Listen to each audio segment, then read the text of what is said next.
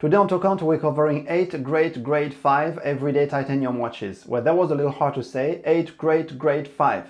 So first a few words on titanium and why I chose grade 5 for this selection, and then I'll go over the 8 watches in 4 different categories and I'll give you the reason why I chose those 8. Hi everyone and welcome, I'm Ben. So why I decided to do today a list of my top favorite grade 5 titanium everyday watches is because a few weeks ago I had a poll going on asking you about your favorite material for an everyday watch. So over 80% of you responded that stainless steel was the favorite material of choice. And the second choice was titanium, and then finally it was ceramic, and at the end it was bronze. Also, another video that I made a few weeks ago was about stainless steel versus ceramic, and quite a few of you actually asked me in the comments what about titanium versus ceramic or titanium versus stainless steel. So I thought, it's a good time now to look at titanium.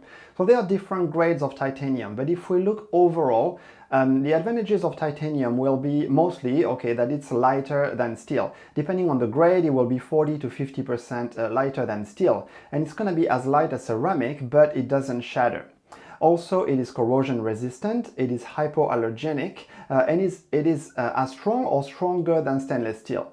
Also, if you're going with a grade 5 of titanium, it's going to be actually harder than stainless steel and more scratch resistant.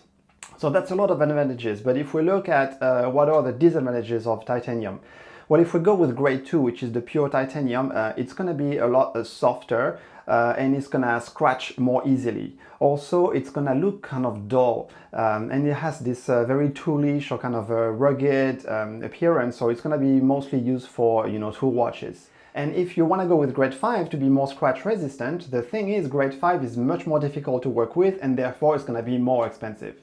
So what is grade 5 titanium? It's titanium with 6% aluminum and 4% vanadium. And that's going to give it properties like being stronger than stainless steel, more corrosion resistant, heat resistant, and the ability to take both a brushed and polished surface finishing. And that's why it's going to look as close as you can get to a stainless steel watch. And that's why I think we should go with grade 5 for my favorite titanium everyday watches. So now what are the criteria? So it's easy, we'll go with grade 5, no mixed metals here, so no grade 5 and tantalum or gold or bronze or anything like that. And I want the watch to be versatile because it's an everyday watch. So it should have, nothing crazy on the dial, and also both the brushed and polished surface finishing so that you can use it in every occasion. So now some of those watches are new and some other have actually been in the catalog for quite a long time, but maybe some of you are not even aware anymore that those watches exist. So this is not meant to be a review, it's just a starting point. If you haven't heard of these watches or you had forgotten, then you can go and do your own research. So let's get into it. The first category is the entry-level category with 2 watches in it. Now, hold on, what I mean by entry-level is entry-level for luxury watches, okay? So let's keep things in perspective. Now, the first one is the Oris Aquis Titanium Date, which you can get for $2,200 at retail. Now, this is a watch that most people have forgotten even exists in their catalog. I went to the AD on Friday and asked to see it, and they didn't even know about it. And then yesterday I went to the first Oris boutique in Hong Kong that just opened on Christmas Eve, and I asked about it and they didn't know about it either. They even asked me to show it to them on the internet. I went to the Oris website, showed it to them, they tried to find it on their computer and they were having trouble even finding it. So that's a watch that's been in the catalog for quite a while. This is not one of the new one with a caliber 400, it's the one with a Celita 200 in it. But I think it's amazing because the fact that Oris is able to offer a titanium grade 5 well-finished watch with brushed and polished surface finishing for $2,200. If you're fine with a Celita in it, this is a great price and you'll probably get a discount on it. Now, I think that they are going to release probably a new version with a caliber 400 in it, because why not? They're putting the caliber 400 in all of their models now.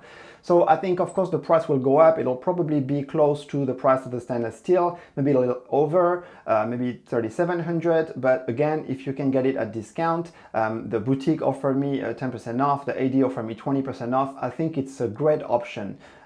Also, it wears quite well. It's a 43.5 millimeter, so you would think, okay, it's probably too big for an everyday watch, but the lug to lug is 50. So even on my wrist, I'm 6.75 or 17 centimeter, it wears quite well.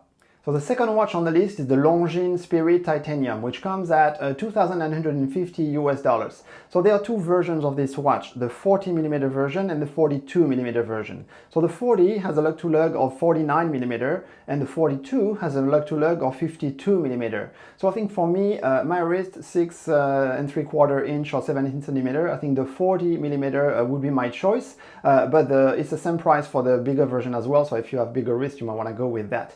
So that follows the success of the Spirit stainless steel watch, but even better because it's in titanium and it has no date. So it comes with the L888 movement, which is a 3.5 Hertz movement based on ETA 2024, basically with 72-hour power reserve. But this one, I think is kind of the answer, Longines' answer to the Black Bay 58. It's kind of their Black Bay 58 moment. So if you were looking for this kind of feel, but in titanium, I think Longines is going to have a great success with Longines Spirit Titanium. So the second category with two watches is the spring drive category. Yes, that's a category in itself because not everyone is on board with spring drive, so I think they should be treated separately. So of course it's going to be Grand Seiko, and the first one is going to be the iconic Snowflake, the SBGA 211. So a lot of people are familiar with that one, 41mm watch, 48 lug-to-lug, and it comes with a 9R65 spring drive movement. That's for $5,800. It's a very good entry into Grand Seiko. If you're only going to have one, it's probably going to be that one for a lot of people. But there is another one that doesn't get as much as the spotlight, and this is one of the seasons in the Heritage season released for the US market. There were 4 different seasons, and especially the spring version with the pink dial, the SBGA 413. This one also comes with a 9R65 movement. It's a little bit smaller, it's at 40mm, with a 47, I think, mil lug-to-lug. It's a little bit more wearable, and that's another one that you should be looking at. Now, why I picked those two is I think Grand Seiko does amazing work with the finishing of their titanium grade 5. Now they call it high density titanium, but it is basically grade 5 titanium, and it's probably the brand that finishes the titanium grade 5 the best in the world. They don't get enough credit for that. The third category is the luxury sports watch integrated bracelet look category, with only one watch, the Zenith Defy Classic in titanium at $7,300 US. Now that's a watch that comes in at 41mm, only 10.9 thick, so it's quite a thin watch with a lug-to-lug of only 45, so wears very well. It has the Elite 670 movement in it, very good movement with 50-hour power reserve. Now, why do I pick this one? It's because, you know, the stainless steel luxury sports watch integrated bracelet, Gerald Genta-esque, either designed by Genta, like the Royal Oak or Nautilus or others, or inspired by him. There are so many of them right now out there in the world, but how many of them are in titanium? Well, actually I can only count 2. There is one that was actually designed by Genta, is the Bulgari Octo Finissimo, which originally was designed by him under his own brand, and then when it was acquired by Bulgari, then that became the Octo within the Bulgari line. But this one, it's in titanium, but it's in a matte, a bit blasted titanium. Now the only one that I can think of in grade 5 brush polished titanium is the Zenith Defy. So let me know if you know of any other ones, but otherwise if you want to go with a grade 5, then that's the only option. The fourth and final category is the Omega category. Now, what does Omega deserve its own category? Well, it's because when we think everyday watches, we usually think Rolex and Omega. Now, Omega doesn't offer a titanium watch, not yet. We'll see about the Yachtmaster titanium. But Omega, on the other hand, offers a lot of different titanium watches on their catalog. There are grade 2 watches, there are grade 5 watches. Not all of them are good candidates for everyday watches. Some are very rugged looking, like the X33 or even the Aqua Terra ultralight in grade 2. Some are in grade 5, but they are very toolish, like the Pro Prof, for example. But there are still some grade 5 titanium watches that have been around in the catalog for quite a long time that people have forgotten about, but they are there. So I'll have 3 watches in the Omega category. The first one is the Seamaster Aqua Terra GoodPlanet.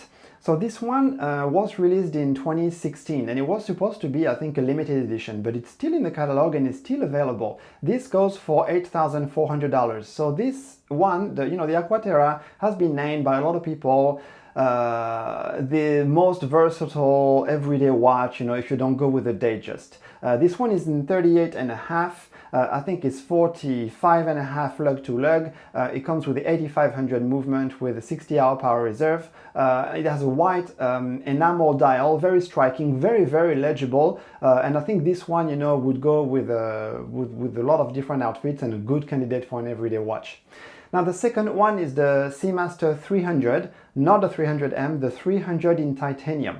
So I know that there have been, you know, new versions released recently last year in stainless steel and in gold, in bronze gold, but the titanium version that came before is still available in the catalog at $9,000. And I know this one was a little bit thicker, the bracelet was a little bit bulkier, but because it's grade 5, it's gonna still wear very well. So if you're looking for a Seamaster 300 in titanium, you can still get it, blue dial, $9,000. And then the third one that I think a lot of people have forgotten about is the Speedmaster 1957 in titanium. Also white dial. I think this one comes with a 9300 chronograph coaxial, and it goes for $11,400. So this one is great because it is only 41.5 millimeter. It is not one of those huge coaxial chronograph at 44.25. 41.5 in titanium grade 5, it's gonna wear very well if you're looking for an everyday chronograph in titanium. So in conclusion, which one is your favorite among those 8 watches? For me, I think it's gonna be the Zenith Defy Classic in titanium. I love the look of it. I think it's probably the closest you're gonna get to a Royal Oak, and also with a great brand and a great movement and a great history. So I love that one, and I've put it on the shortlist for this year. This year, I'm looking at 2 things, right? New material. I'm looking at titanium and I'm looking at ceramic, or titanium and ceramic in the same watch. So let me know what you think. Thank you very much for watching. As usual, you know, subscribe for more, and I'll see you in the next one.